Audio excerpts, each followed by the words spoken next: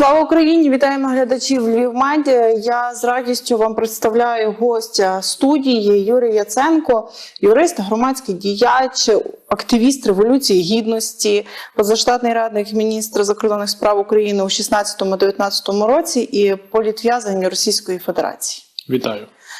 Слава Україні! Героям слава! Рада вас бачити в нашому ефірі. Я дякую, що ви прийшли і погодилися поговорити, тому що тема складна – це обміни військовополоненими і полоненими, цивільними, політв'язнями з Російською Федерацією, з країною-агресоркою.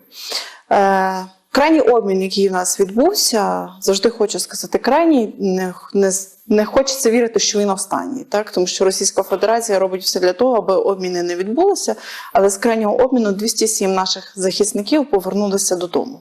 Хоча перед тим, був 24 січня мав відбутися обмін, тоді було падіння літака Іл-76, Російська Федерація сказала, що це на цьому літаку були українські військовополонені, які летіли на обмін.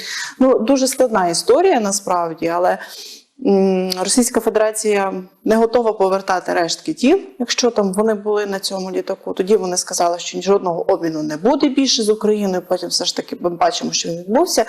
Як особисто ви бачите цю всю історію з падінням літака, нібито, що там були українські полонені, потім заяви про те, що жодного обміну більше з Україною не буде, і знову ж таки обмін відбувається, дякувати Богу.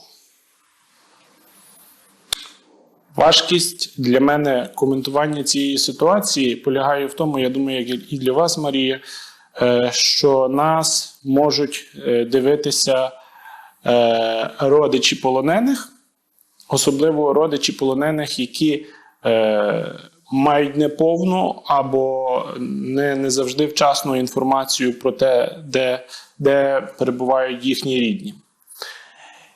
І очевидно, тут Росія інформаційно грає на почуттях і на емоціях українців. Ми це обговорюємо, концентруючи свою увагу на болю, на стражданнях, на емпатії. Багато українців плакали, бачачи кадри повернення військовополонених. І багато родичів не дочекалися своїх рідних, вони далі чекають. Я розумію, частково розумію на своєму досвіді своєї родини, що відбувається з рідними, коли вони не знають, що відбувається з полоненими, коли вони не знають, чи повернуться вони живими, чи їх катують, як вони себе психологічно почувають. І вже багато років пройшло після мого звільнення, та цими роками я спостерігав за тим, що відбувалося з моїми рідними в той час, коли я був ув'язнений. І кожен в'язень, він так само переживає ту емоцію, що він думає, а що думають його рідні? Він думає, чи він зробив все від себе залежне, щоб вони страждали менше? Чи він винен в тому, що вони страждають? Він намагається, більшість військових, які воюють, і полонені, які в тюрмах, вони намагаються думати про те, а як їхні рідні і як вони це переживають. Тому тема військовополонених, вона є вкрай чутливою, вкрай делікатною. І Росія намагається на тому зіграти проти нас. Я старатимуся бути більш, знаєте, може десь черствим і сухим в коментуванні. І розумію, що українські офіційні владні органи, які займаються або дотичні до обміну військовополоненими, коментують, як на мене, ситуацію вкрай коректно. Тобто, їм потрібно мати офіційні дані, їм потрібно мати доступ до розслідувань, документи і підтвердження. Перед тим, як йти на вашу передачу, я переглянув ряд правозахисних організацій і медійних організацій, які саме займаються військовополоненими і цивільними заручниками. Вони коментують ситуацію з тих причин, що я назвав, дуже обережно, дуже скупо, багато хто не коментує.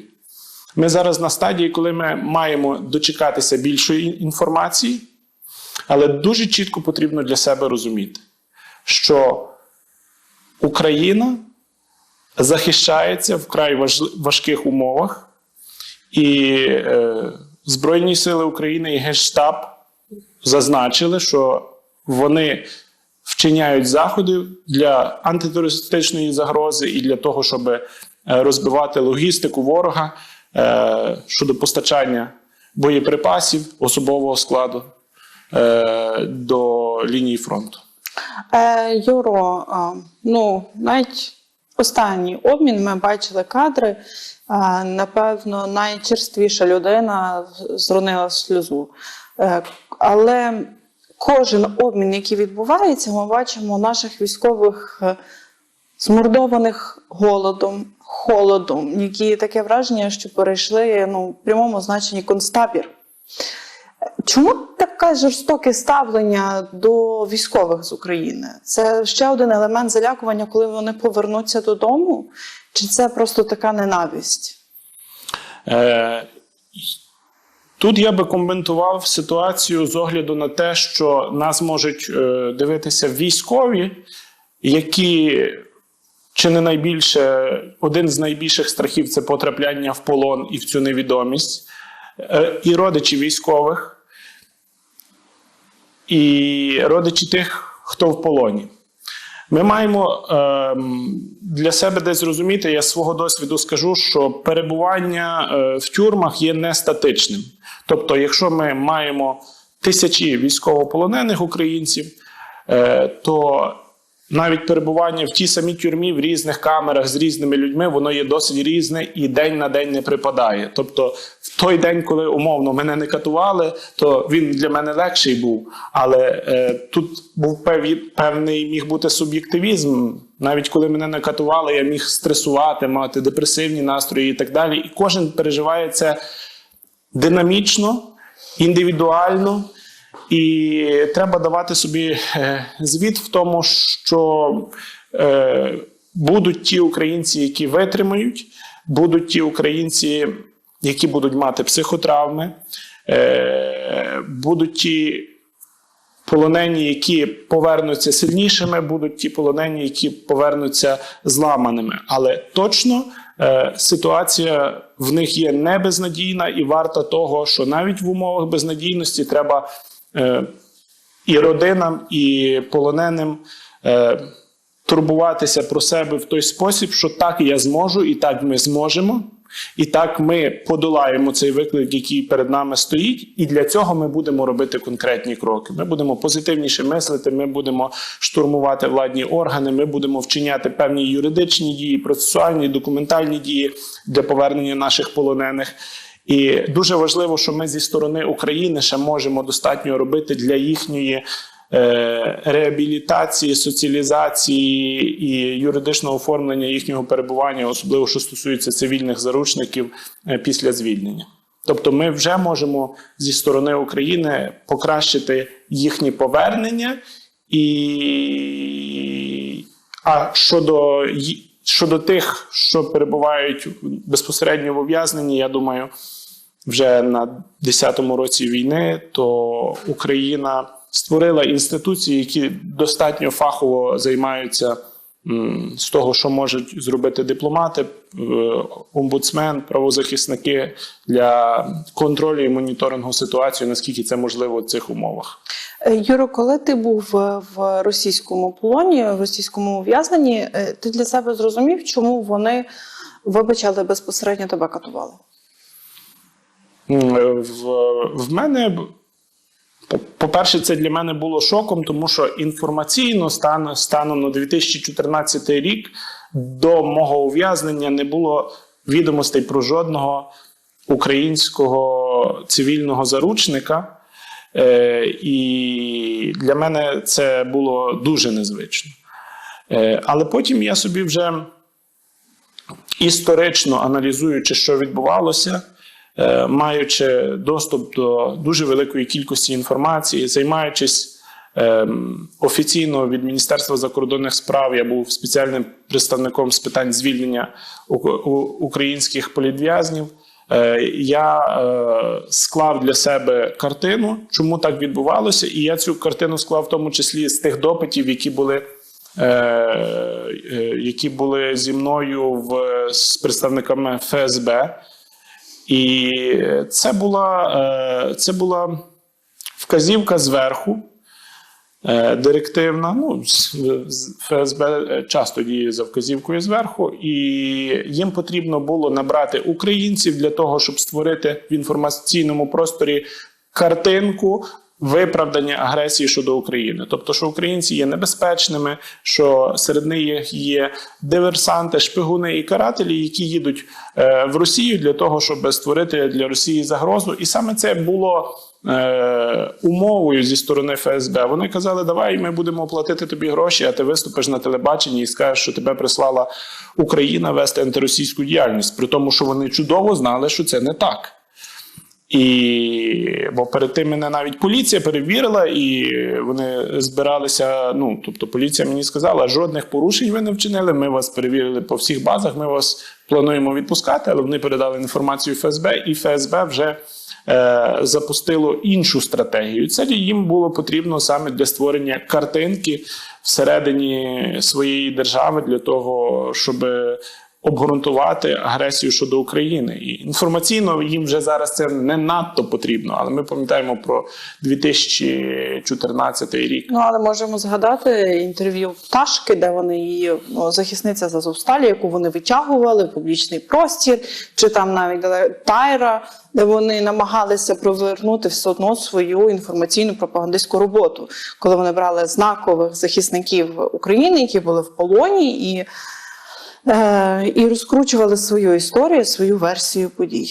Я думаю, що на внутрішнього глядача російського, там в них вже настільки прикручені гайки, настільки добре працює пропаганда, що так, воно є черговою краплею в те море переконання своїх людей, далеко не вирішальною. А українці, що би навіть під тиском не сказали майбутні полонені чи полонені, які звільнені, українці чудово розуміють, що це просто йде дезінформація, пропаганда. Що людина в полоні, вона не може бути чесною. Тобто вона може намагатись, але вона є під суттєвим тиском. Це не вільне інтерв'ю на волі. Треба слухати інтерв'ю тих, хто були на волі. Юрій, ви можете розказати, як ви потрапили в полон? Я просто поясню нашим глядачам, що це 2014 рік, початок агресії Росії проти України. Це вже анексія Криму відбувається, війна на сході нашої країни, відбувся Євромайдан, ви були учасником Євромайдану, ви допомагали медикам Євромайдану, і тут ви перетинаєте кордон, так? Так. Для українців в 2024 році події, які відбувалися зі мною на той час ще студентом 5-го курсу юрфаку Франка, що я поїхав в Росію займатися торгівлею, то це дико звучить, але я вже після звільнення пам'ятаю, як в нас були наради в Міністерстві закордонних справ щодо того, яку інформаційну політику має вести Україна, щодо того, чи мають українці їхати в Росію, чи не мають, і що для них є суттєва загроза. Станом на 2014 рік я думав так собі статистично, що перетин українського кордону з закордонними країнами найбільший – це з Росією. Близько 3 мільйонів українців перебували на території Росії. Це найбільша діаспора в світі. Економіка наша так само була в більшій мірі зав'язана з Росією. І тому для мене ще в 2013 році було так наївно допустимо займатися з ними торгівлею. І станом на той час я вже їхав, бо бачив, що відбулася анексія Криму, почалося захоплення адмінбудівель на Донбасі, я зрозумів, що мені треба припинити ці всі бізнесові процеси. І саме з метою того, як би повернути і менше втратити, і як призупинити ті процеси, я тоді їхав і був затриманий прямо в номері готелю, що для мене було статистично малоймовірно, бо нікого не затримували станом на той час. І я був перший, кого так затримали. Через кілька днів вже групу Сенцова затримали і почали затримувати все більше українських політв'язнів. І для мене це був великий шок. А для них це була перша проба пера. Тобто на мене, я так зрозумів, настукала жінка з готелю, вона просто дивилася телевізор, вірила в пропаганду, побачила в паспорті місто Львів прописка. І потім замначальника райвідділу казав, вона до мене перетелефонувала і сказала, бандеровець з Львова, а він каже, в нас в містечку не так багато туристів, я вирішив тебе перевірити. Він перевірив і потім передав інформацію в ФСБ. Тобто така історія, яка мала долю випадку, і ФСБ вже тоді, маючи вказівку, вони вирішили використати це, бо знайшли фотографії з Майдану, допитали мене, що я робив на Майдані і чому. І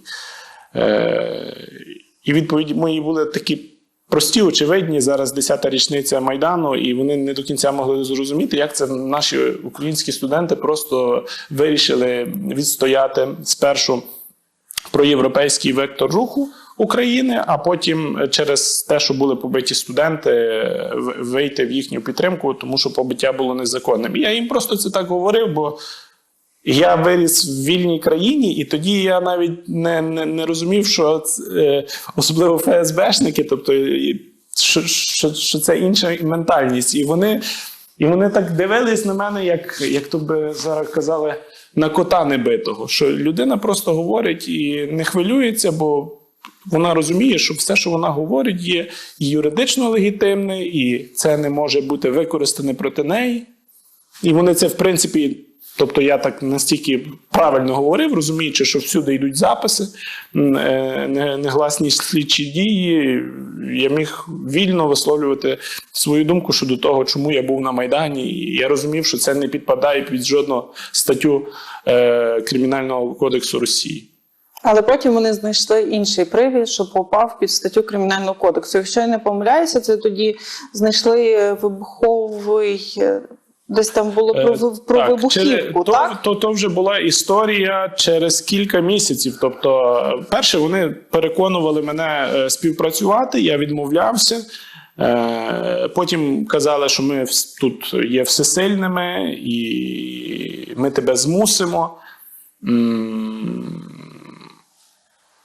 І коли вже почалося катування, тобто вони мене в один день вивезли зі спецприймальника для іноземців, куди мене помістили за начебто порушення міграційного законодавства, я заявив приватну ціль візиту, а вони сказали, що це туристична. Хоча приватна не суперечить туристичній. І включає її в себе. І вони мене вивезли перше в управління ФСБ по Курській області, з мішком на голові, з наручниками, спецназ мене вивозив. Були розмови про правий сектор, про нацистів, про бандерівців. Тобто вони якось самі вірять, вони перше створюють цю пропаганду, а потім самі так виглядає, починають вірити в неї. І коли я побачив, вже сказали, до мене приїдуть зараз дуже серйозні люди з Москви, я маю з ними чемно поводитись. І коли я так зрозумію, еліта ФСБшна приїхала з Москви до мене, бо начальника слідчого відділу по особливо важливих справах в Курську я добре знав з часом, тобто вже візуально його знав, і як справи порушили, то я вже з ним спілкувався. Ззаді нього був портрет Дзержинського, там по тих кабінетах було багато радянських прапорів. І я зрозумів, що я попав в орвелівський світ. Тоді я ще Орвела не читав, то я, так би мовити, вже зараз інтерпретую цей досвід. В паралельний світ, де живуть по-іншому. І я зрозумів, що їхні еліти ФСБ, вони не надто інтелектуальні, не надто добре знають історію, вони не володіють ніякими суперметодами прочитання, допитування людей. Це навіть спецслужба їхня достатньо сильно, я не знаю, чи вона за часів Союзу була крута КГБ, але інтелектуально, юридично вони досить були деградованими, при тому, що зі мною говорили еліти, вони просто, тобто вони самі вірили в те, що вони бачили по телебаченню, і коли вони говорили зі мною про історію, про Майдан, про право, а в мене вже станом на той час була юридична освіта вища, то я розумів, що вони ні в історії Росії не розуміються, ні в праві не розуміються. І воно мені давало сили. Тобто, воно мені давало сили щодо того, що я можу тримати тверду юридичну позицію, і рано чи пізно мене це врятує. І коли вони це зрозуміли, то вони мене вже вивезли з мішком на голові в той же день на катування. Перед тим я собі розбив голову в туалеті, щоб не були сліди побоїв, бо вони старалися бити в м'які частини тіла. І вони мене вивезли в якусь лісопосадку і кілька годин били з мішком на голові в пах, в живіт, душили, імітували розстріл. Врятувало те, що мене потрібно було доставити до спецприймальника для іноземців. Це інша структура, це Федеральна міграційна служба, і вони по закону мали туди мене доставити. Бо я вже думав, що в той день я підпишу все на себе.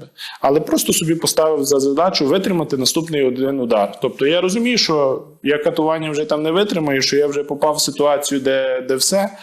Але я так собі поставив за ціль. Вже там 30 ударів витримав, ще 31-й спробую витримати, а невідомо, чи 37-й витримаю, але 31-й, 32-й ще виглядає витримаю. І так я почув, що завтра ми поговоримо з тобою знову. І до завтра я вже розумів, що треба щось зробити, щоб себе врятувати юридично. І я думав отруїтися правильним порошком. Я думав пробити собі дюбелем печінку, щоб попасти в лікарню, але вирішив порізати собі вени і розпороти живіт, щоб від крововтрати мене забрали в лікарню. І це не була спроба суїциду, це був такий імітація суїциду з одного боку, а з другого боку це такий акт, щоб десь заявити про себе, щоб створити скандал і щоб мене фізично не могли катувати. Тобто ключове це, що якщо я щось буду підписувати чи дам проти себе свідчення, тоді набагато важче юридично мене буде витягувати. І якраз це, як на мене, це рішення, що я собі порізав вени, я зайшов в туалет, почекав, поки стече з мене крові, так, щоб я крутилась голова. Весь туалет був по кісточки в крові. Це як в фільмі «Вбите біло», там такі, воно так під тиском, фонтаном б'є кров, дуже ефектно. І наглядач, який відкривав двері в спецприймальнику, він настільки стресував і трусився, що він не міг попасти ключем в замок. І я аж так себе притримав, бо зрозумів, що... А як ви відреагували ФСБ і в міграційній службі на оцей такий ваш акт спротиву?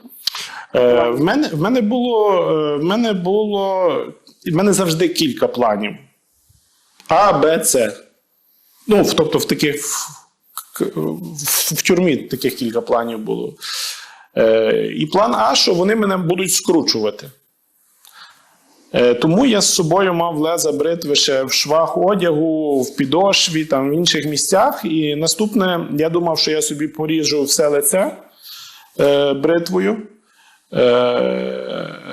Далі в мене був такий трюк, що це зеки підказали, що я як відтягну на шиї шкіру, її розріжу, то буде імітація, наче я сонну артерію хочу перебити. Ну, то буде шкіра розійдеться, буде багато крові, але я буду живий. І, ну, тобто, в мене такі кроки, такі були наміри. Але я розумів, що я в туалеті стільки крові почекав, щоб втратити, що мене як будуть катувати, я просто буду вирубуватись. І мій план був такий: я виходжу і сказав, я не дам себе зашити, поки не дадуть мені телефон перезвонити. І тоді начальника спецприйомника не було, а цей начальник, він колишній начальник зони строгого режиму. Такий дядько, дуже прорадянський, проросійський, антиукраїнський. Він казав, що його тато по лісах Львівщини бандерівців переслідував. І його тоді якраз на місці не було, а був його заступник, який такий недосвідчений, не готовий взагалі до того був. І в нього був або вибір, або мене скручувати. При тому, що ця тюрма в підтримку мою бунт, цей спецприймальник почав. Вони там вибивали вікна, двері, викидували все через ці віконечка, щось палили. Ну, це такий був теж акт солідарності. Там, до речі, в спецприймальнику були всі народи Радянського Союзу, колишнього, крім росіян, бо це спецприймальник для іноземців. І він дав мені оцей телефон. І я по пам'яті набрав свого друга Остапа Куманського і сказав, що я в Росії, в тюрмі, мене катували ФСБ, і піднімай всіх, кого можеш. А він тоді теж мій одногрупник був. І він каже, я просто сидів в машині і не знав, що в такій ситуації робити. Але потім він почав звертатися до нашої замдекана Роксолани Лемек. Вона звернулася до Данила Лубківського, який був заступником міністра закордонних справ. Я потім всіх їх добре вже знав. Народний депутат Хміль зробив звернення в Верховній Раді. Скільки це часу пройшло? Це дуже оперативно було. Протягом тижня часу от цей акт, то, що я вскрився, він створив, знаєте, коли тут вже в Україні за мене боролися, то воно створило скандальну ситуацію, бо українці не були готові. Це було дивно, це було емоційно, сильно. Ну, 14-й рік сприйняття зовсім інше було Так, і росіян. воно, тобто це був певний мій план, який спрацював. Бо і наші владні органи, коли дзвонили там мої батьки, що нашого сина заарештували, вони казали, ну, у нас війна, що ми зробимо? То 14-й рік, зараз 2024-й, зараз є ряд органів, організацій, які вже займаються цим професійно, зі сторони держави, зі сторони правозахисників. Це зовсім інший час, і слава Богу, що Україна в тому напрямку поступ діє, і в нас вже прийнятий закон про таких осіб, і алгоритм дій зі сторони держави відпрацьований. Тобто ваші рідні дізналися про те, що ви в полоні, в ув'язненні російському, і що вас катують за скільки часу? Перше я дав записку за 2 тижні. Тобто там була історія, що я дав записку через українця, якого видворяли таємно. Він теж повідомив цю інформацію. І як вона наклалася з цим, що я дзвонив, я навіть до кінця сам не знаю. А через 2 тижні, приблизно це 2. Тобто, я вам скажу точно, 6 травня мене затримали, бо це Юрія було. Іменини в мене. А це 22 або 23 травня це відбувся цей дзвінок. Тобто цей акт непокори? Можемо так сказати, що це акт непокори. Але Спроба попасти в лікарню, щоб мене не катували, це А. Зробити імітацію... Я не знав, наскільки я далеко можу зайти насправді. Імітацію того, що я сам себе можу пошкоджувати більше, ніж вони. Не імітацію, я себе реально сам просто... Катування – це коли ти не знаєш, коли наступний буде удар, куди він буде, в пах чи в живіт, наскільки це буде тривати. Ти розумієш, що воно має тривати, доки ти не підпишеш все, що вони хочуть, або не підеш на співпрацю. А тут ти вже, я перебрав ініціативу на себе. Я управляв своїм організмом, наскільки, що я маю попасти або в лікарню, або стекти кров'ю. І я розумів, що якби вони мене хотіли вбити, вони б не імітували розстріл, а застрелили. І нащо їм взагалі просто стріляти рандомного українця? Їм потрібно, щоб зовсім інша вказівка була, щоб я співпрацював з ними. А вже в лікарні яке було ставлення? В лікарні мене привезли. Ну, тобто в медчастині спецзакладу наклали пов'язку, коли я зробив дзвінок. Потім привезли в лікарню. І сказав лікар, шити без наркозу. А я кажу, як без наркозу? Він каже, ти вмів різатися, вмій потерпіти, ти ж без наркозу різався. А я кажу, я буду кричати. Каже, кричи. І це, тобто, розрізана рука, це так, як шкіра розповзається, воно це все так виглядає. І я сказав, але ж судини треба зашивати, бо я бачив, як я собі різав судина за судиною. А вони кажуть, у нас немає сосудистого хірурга. Тобто зашили без наркозу і не зашивали судин, тому рука в мене нила ще кілька місяців, була така опухла, я не міг нею користуватися, але кілька наступних місяців тільки до мене заходили в камеру, я зразу, так в мене в книжці були лези запхані, і я зразу витягав це лезо, прикладав до шиї, і казали, Яценко, ми не к тобі. Там як хтось на прогулку, чи що, мене взагалі не рухали. Тобто це був...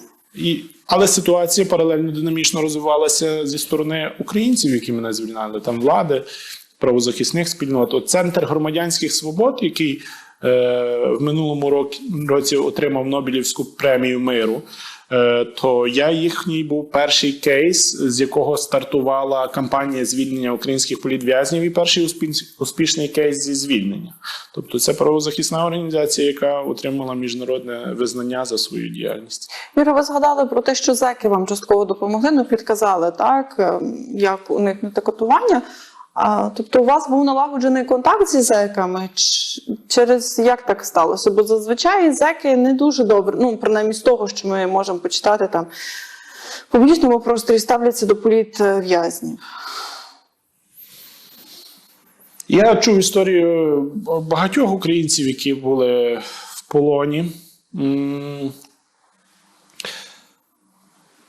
Можливо, ситуація, напевно, міняється за ті роки. Можливо, військовополонених зараз Росія окремо садить. Мене тоді не було традиції арешту політв'язнів з України. Тобто я був перший пробний, і мене просто, як нормального зека, по стандартному порядку, підсаджували до мене всяких, як це, насідка, утка називають, і провокаторів, і тих, що підслуховували, і стукали, і виводили на якісь розмови про Майдан, про Україну і так далі, і психологічно намагалися тиснути.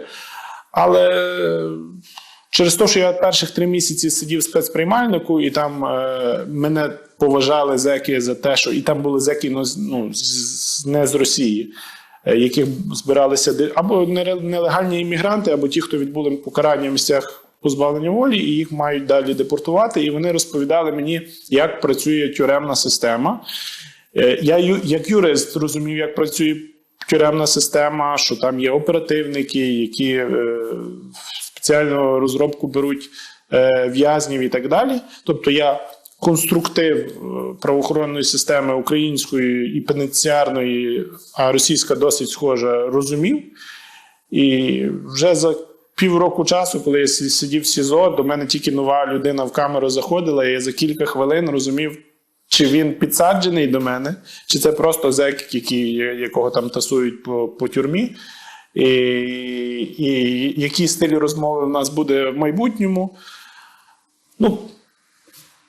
Це є специфіка, і особисто в мене проблем з зеками не було. Тобто, якщо не рахувати тих, яких підсаджували, я теж з ними знав, в який спосіб правильно говорити, то бо російська тюремна система, вона була заточена між зеками, щоб вони об'єднувалися проти правоохоронців заради умовно захисту своїх прав і отримання більше привілей, там передавати якісь товари, записки, спілкуватись між собою. Ну, тобто порушувати всі закони, які там можна порушувати, і за порушення тих законів мене вічно в карцери садили. Ну, наприклад, я там виводять на дисциплінарну комісію, кажуть, а чого ви там переговорюєте з іншими камерами через каналізаційну систему? Так відкручуєш умивальник і говориш в трубу, і там всі тебе чують. Я кажу, це не я, а вони мені зразу відео, фото, фіксацію, ну, і тоді зразу на карцер. І так кілька разів я на ті карцери їздив, 7, 10 і 15 днів. Тобто зеки мене десь, напевне, поважали з тої сторони, що я не ламався під тиском правоохоронців. І вони розуміли, що вони, навіть ті, яких підсаджують, що вони мені більше можуть зробити, ніж ті правоохоронці. Юра, зеки Російської Федерації в 2014 році і зеки Російської Федерації вже у 22-му. Цілком вже існували в Росії так звані прес-хати. Просто кожна зона, тюрма, вона є інша. Там це по-різному буває. І ті прес-хати, про які ходять легенди, то там садять до таких людей, які співпрацюють з адміністрацією, і вони за умовно дострокове звільнення зможуть вчинити якесь катування. Але мене про таке лякали, я такого остерігався, я такого боявся, але я на таке не потрапляв. Були люди, які натрапляли. Тобто були українці, які про це говорили мені. Тобто для вас, коли пішла інформація масштабно по Україні, що Пригожин вербує в ЧВК «Вагнер» ув'язнених з колонії Російської Федерації, для вас це не стало новиною? Ну, здивуванням? Ну, зараз вже і Пригожина немає, і Вагнера збити. Це не демократичний, не правовий метод, але він з точки зору російської ефективності, він логічний там. Ви пам'ятаєте, ну, тобто навіть не так я запитаюся, чи ви хоч раз вам вдалося поспілкуватися з мамою чи з батьком за 12 місяців, коли ви були в російському ув'язненні? Ще я вам скажу за ЧВК «Вагнер».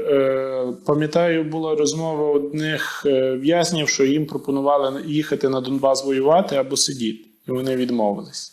Тобто ще в 2014 році, ще тоді. Там, мені здається, тоді вже Вагнер це існував. Мені по телефону, в мене там телефонів не було, було багато обшуків. Інколи 3 рази в день повний обшук камери. Потім 2 камери відеоспостереження і ще наглядач дивиться за тобою. В спецблоці, наприклад, це там, де найбільш небезпечних злочинців тримали. Деколи там могли роздягати догола, спецназ забігає і кладе всіх. Ну, там так в спецблоці вони шоу такі влаштовували.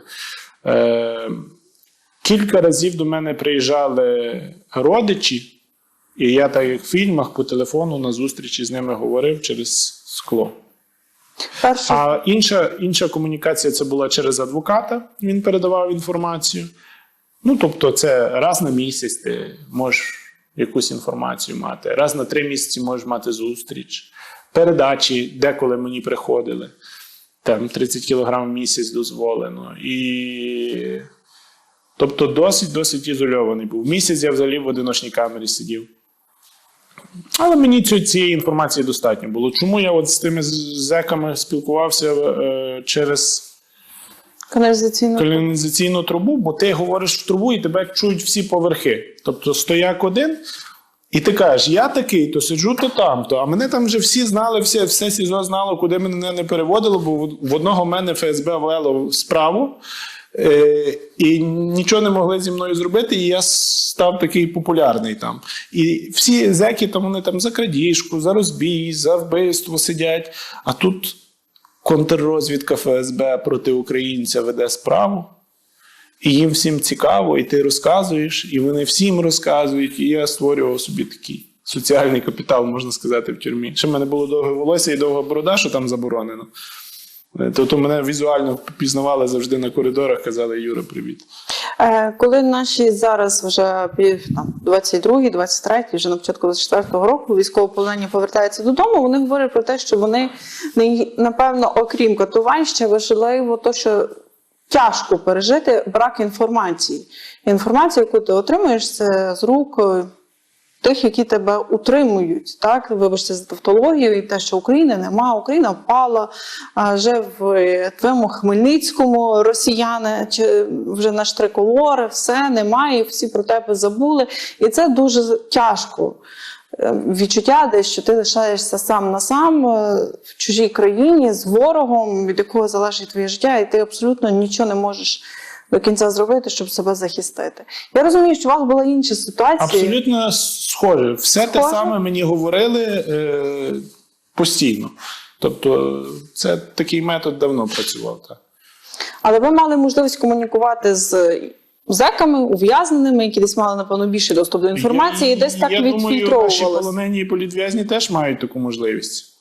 Ну, тобто, Росія зазвичай, не знаю, як саме цього року, але зазвичай вони пропускали багатьох військовополонених через загальну цю пенітенціарну систему, СІЗО і так далі. І тому тобто вони користувалися цією системою для того, щоб утримувати, перевозити, годувати. Це система, яка працює, і тому там буде по-любому переведення з камери в камеру, там буде можливість такого спілкування. Тому можливість вкрай важко зараз виключити доступ повністю виключити доступ до інформації в той людини, яка дуже хоче знайти спосіб і не закрита в собі. Тобто наглядачі завжди мають не такі високі зарплати, завжди їх можна підкупити. Можна навіть, щоб їм перекинули гроші з України за щось. Тобто можна шукати варіанти, якщо це потрібно. Юра, а як відбувався ваш обмін? Як ви повернулись додому?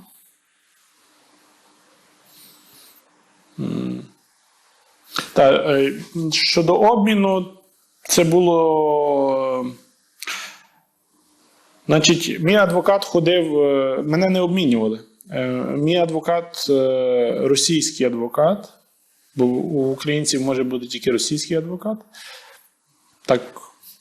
Такий закон у них. І мій адвокат походив по деяких телеефірах в Україні, і вони бачили, що може бути скандал, що в них не вдалося з мене вибити цю явку з повинною зізнання і співпрацю. Так зване зізнання. І мене перевели в мою справу. Вони неправильно сфабрикували справу. Помилково. І по їхній законодавчій системі вони мене не могли так легко вже в тому контексті, що до мене прикована серйозна увага і української влади, і міжнародної спільноти. Там в Європарламенті вже говорили, ходили, проводили акції в парламентах Європи. І це все на той час впливало. Мене перевели в управління ФСБ по місту Білгороду. І там в тому управлінні вже був інший начальник слідчого відділу, з яким в адвоката була домовленість, що він не робить скандалу публічного, він переводить справу зі контрабанди вибухівки на зберігання вибухівки. А контрабанда від 3 до 7, зберігання від 0 до 3, і за відсидженими мене засуджують. При тому, що перша інстанція все одно тобто це так і відбулося, але перша інстанція мене засудила там на кілька років, а потім в апеляції, тобто домовленість не спрацювала. Угу. Частково спрацювала, що меншу статтю дали, але дали все одно строк. Ув'язнення. А потім в апеляції, вже в силу яких причин я не знаю, не уявляю собі. А в апеляції мені змінили цей термін і дали за відсидженими, і я вже мав виходити 7 травня, рівно через рік. А тоді до мене приїхав представник Федеральної міграційної служби і сказав, я тебе забирати з СІЗО не буду, бо в нас тоді травневі свята будуть, ти просто вийдеш і підеш в Україну. Але ж в мене була попередня справа, за якою мене мали видворити, адміністративна. І я думав, що я вийду зараз з СІЗО, мене знову візьмуть на катування для того, бо в СІЗО не так просто катувати. і щоб мене дожати. І я теж взяв з собою ті леза бритви, так їх можна ховати там ну, наприклад, там, де замок є на штанах, що металошукач не помічає. І в роті я навіть ті леза інколи ховав.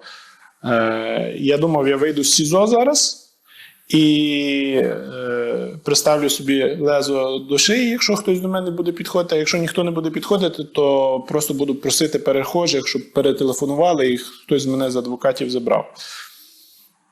Але я вийшов з СІЗО, був все-таки цей начальник Федеральної міграційної служби. Ну, тобто Федеральна міграційна служба взяла мене, довезла до кордону. Мене вже раз ще до кримінальної справи мали видворити в Україну, довезли до кордону і перед кордоном вернули назад.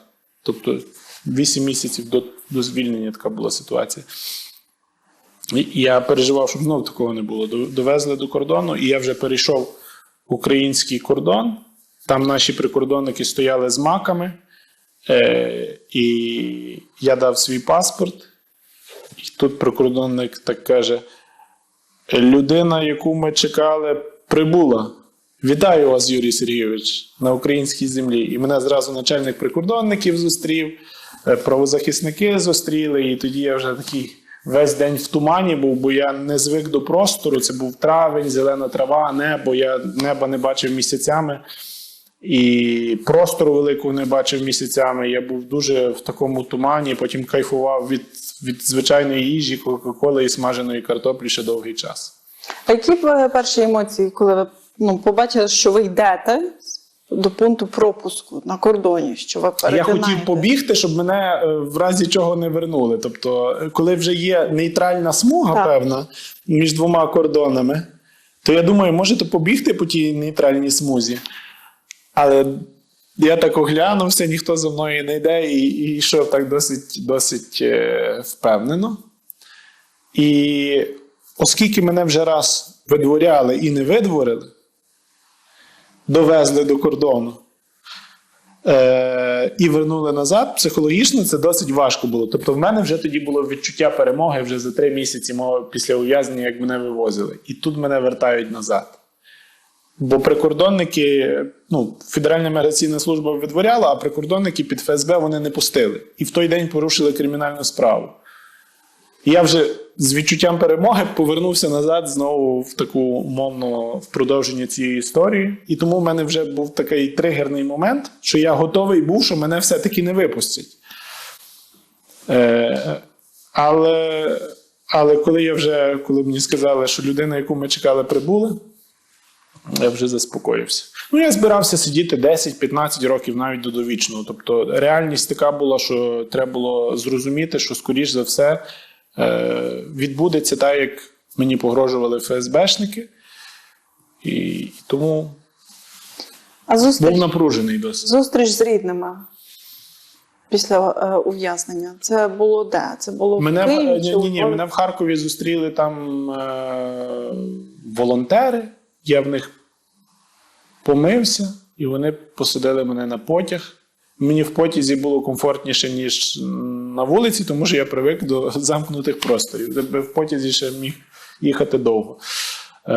І вже набрав мене Остап, цей мій друг, якому я телефонував. Він каже: ти знаєш, ми покликали журналістів, і тебе всі журналісти України чекають на вокзалі. І це вже якраз так я 15 хвилин доїжджаю, і так було багато журналістів. Серед них я бачив рідних, близьких, знайомих, там, з синьо-жовтими квітами, кульками, в вишиванках.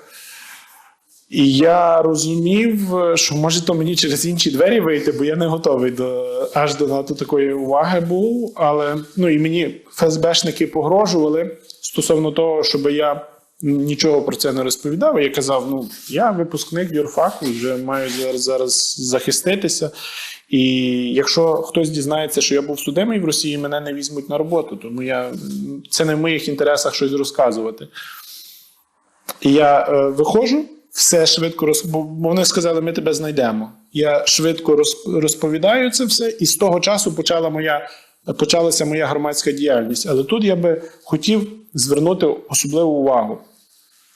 В рамках нашого прописання нового законопроекту про мобілізацію, що стосується військовополонених, зазначено, що їх можуть призвати за їх власним бажанням. І це зрозуміло. Люди, які пережили полон, тортури, їм там дуже часто говорять, що якщо ти повернешся, ми з тебе 3 шкури знімемо. І їх знову призвуть. Ну, по-перше, вони досить вже багато пережили. І якщо їх знову призвуть, то їм може бути важко. А що стосується, тому військовополонених не беруть повторно, тільки за їхнім власним бажанням не можуть призвати. А що стосується цивільних заручників, такої норми немає. І я тільки от зараз над тим задумався, що правильно би було, напевно, мені звернутися в органи влади, які мають право законодавчої ініціативи щодо внесення змін в законодавство щодо цивільних заручників. Бо в нас є закон про цивільних заручників, тобто осіб, які з політичних мотивів були затримані, переслідувані, створюється комісія, яка це визначає, їм надаються певні гарантії, але, на жаль, ці гарантії не в повній мірі можуть бути забезпечені, бо, наприклад, людина повертається зараз, вона має право на виплату 100 тисяч гривень. І якщо це цивільний заручник, він, по-перше, йому треба виробити документи, банківські картки. Якщо він з Криму, він може не мати тут де жити. Тобто він просто не має, держава не гарантує йому, де він буде жити. Якщо людина втратила роботу, йому потрібно правовий захист щодо поновлення в місці праці або знайти нову роботу. А ми вже не говоримо просто про психологічну реабілітацію. Добре для тих, хто мають родичів і їх можуть підтримати родичі, як мене, наприклад. Але зараз все, що передбачено цим законом, це 100 тисяч гривень, які можуть бути виплачені аж через кілька місяців. І що тих кілька місяців люди ці мають робити, до кінця не зрозуміло. І друге питання – психологічної реабілітації. І третє питання, що їх можуть, що вони можуть бути мобілізовані примусово. Ну, як примусово? Тобто вони можуть бути мобілізовані. І тому я думаю, що це, оскільки вразлива категорія осіб, що їм погрожують зі сторони ФСБ, ну в моєму випадку так було, то вони можуть мати право або на відстрочку, або на бронь. І я думаю, це те, що могла би ще Україна додатково зробити. Ну, тут історія з політв'язнями зараз доволі складна. Росія тяжко йде на обмін військовополонених, хоча це передбачають дуже багато міжнародних актів, документів, конвенцій, а от взагалі політв'язні та цивільні, які опинилися в заручниках у Росії, це зовсім взагалі складніша історія. Так, тому що не обмінюють. Ну, тобто, поза попередній обмін, це було 6 осіб звільнили, цивільних. Не обмінюють мало, але їх відсотково менше, ніж військовополонених. Так. Їх менше, але їх, ну я наскільки знаю, то це порушення норм звичаї війни, якщо ти береш цивільних, ну але для Росії хіба це вперше? Вони як беруть цивільних? Вони цивільних не беруть ну тобто не беруть просто на вулиці. Ну вони починають звинувачувати. Вони порушують фейкові, фабрикують кримінальні справи в рамках російського кримінального законодавства. При тому, щоб, наприклад, якщо мене росіяни, якщо я потраплю в Росію, в мене вже достатньо того, що я публічно наговорив. Наприклад, в день повномасштабного вторгнення я організовував спільно з Кримською платформою, офісом і представництвом президента в Криму Дні Криму у Львові. Я офіційний один з співорганізаторів Днів Криму у Львові. І це мені достатньо для того, щоб навіть якщо я буду військовополонений, щоб мене не обміняли, а щоб я пішов по кримінальному внутрішньому законодавству Росії. Юро, після того, як ви повернулися з ув'язнення, ви розуміли, що повномасштабна війна неминуча, що тільки Донбасом, Донецькою, Луганською областю та Автономною Республікою Крим апетити Кремля не будуть меншати? Ні, я цього не розумів. Я знав про наміри Росії щодо знищення всієї України, але я думав, що вона буде це робити гібридними методами, шляхом заходження, посилення залежності України економічної, шляхом домовленостей інтеграції своїх агентів ще більше в політику, шляхом дестабілізації ситуації. Я бачив, що вони досить впевнено рухалися гібридним шляхом, і це для них би був, як на мене, успішніший сценарій. Але стосовно того, що буде повномасштабне вторгнення, мені не хотілося вірити, але перед вторгненням я вже мав інформацію, це було через знайому людину, яку я довіряю, зі сторони там вищих керівників української влади, що вони планують, що вторгнення буде.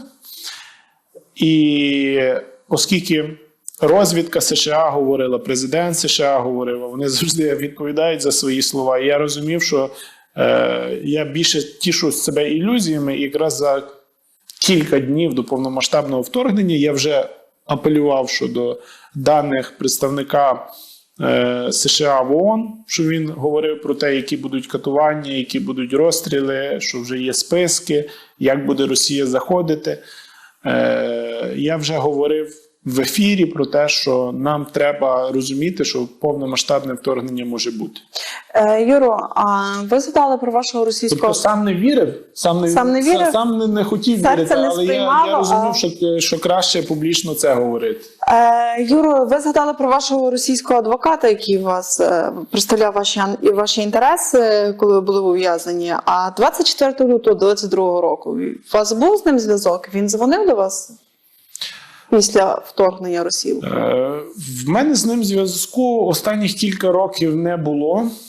І я йому завдячую своїм звільненням. Він себе зі мною вів дуже гідно і професійно.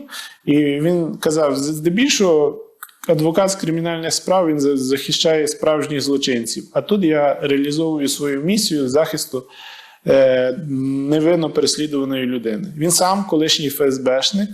Він був в спецназі ФСБ, де в чеченських війнах, але потім він перейшов на сторону адвокатури і почав захищати чеченських політв'язнів, тих, яких переслідує Кадиров. Тобто людина з яйцями, людина потужна, професійна, але він є росіянин. І ми з ним говорили буквально десь кілька місяців тому, я був в Карпатах і його набрав, ми говорили, напевно, годину. Публічно та би розмова взагалі дуже цікаво звучала. Але такі цілком проросійські наративи, такі наративи щодо розмивання, що війна, вона... Тобто він говорить, що війна – це інтереси великих корпорацій, що не треба воювати невідомо за які інтереси. Тобто це якийсь спосіб заперечення своєї причетності і колективної причетності росіян до того, що відбувається.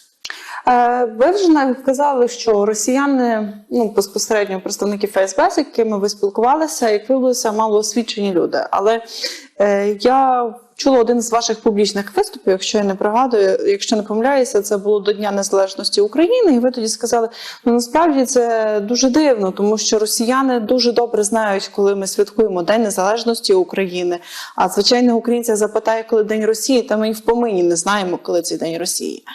І ви згадали цю історію, що коли ви були в ув'язненні, тоді до вас звернулися, як те незалежне, щось десь в тому роді, але, щоправда, російською. Ви тоді відчували, що в них є не то лють, не то образа, не то нерозуміння, як ми могли вирватися від них? Від старшого покоління я це відчував. Тобто від людей старше 50 років я це відчував. В молодшому поколінні 30-40 років їм до того особливо, за моїми спостереженнями, тоді діла не було.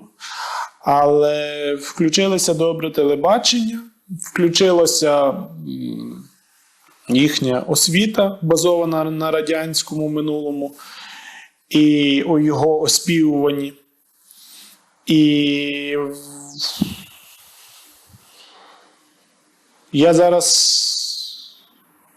думаю, що більшість, абсолютна більшість, там 80+ % росіян і підтримують війну, і налаштовані проти українців і України, і вони займають таку позицію в тому числі, тому що якщо вони займуть мисленнєво іншу позицію, тоді вони змушені будуть визнати, що вони причетні до страшних колективних злочинів, масових вбивств, великого горя, що це їхня колективна причетність. І що насправді не лише умовний колективний Путін в цьому винен, такий тільки Путін, що Путін відповідає на їхній запит, що Путін робить те, що вони хочуть, і що вони всі до цього причетні, колективно. А на вашу думку, буде реально хоч колись їх притягнути до колективної відповідальності? З точки зору механізмів міжнародного права це неможливо, але правильна відповідальність буде створення спеціального трибуналу, тому що, наприклад, внутрішньоукраїнська система не здатна, правоохоронна система, не здатна просто опрацювати десятки тисяч кримінальних справ, які вже порушені, процедурно, просто з доказами, доказування, судами. Це настільки велика маса злочинів проти українців. Та навіть згадаємо Київщину, коли була звільнена область, українські правоохоронні органи, прокурори зверталися за допомогою до іноземних колег, тому що фізично навіть описати просто не справлялися. Якщо ми говоримо про Міжнародний кримінальний суд в Гаазі, то він буде стосуватися там окремих вищих посадових осіб і воєнного керівництва. Це одиниці. Так. Тому потрібно створювати інший, новий формат міжнародного кримінального судочинства, спеціальний трибунал, і в рамках цього трибуналу, щоб люди, які виконували вказівки, приймали рішення, від того, хто дає вказівку, до того, хто натискає на курок і виконує наказ, щоб всі ці люди понесли відповідну відповідальність. А Росія, як держава, то вона має платити репарації, має платити компенсації. Це буде їхня колективна відповідальність, і вони мають пройти процес. Це так, як денацифікація була після Другої світової війни. Цей процес, що проходили німці, для того, щоб усвідомити свої злочини. І в них це усвідомлення досі є і в історичній пам'яті, і цим Росія користується в наративах війни проти України, і користувалася, але мені виглядає, що німці вже приходять в себе. Це треба буде проводити дуже комплексну роботу з ними, якщо це буде можливо.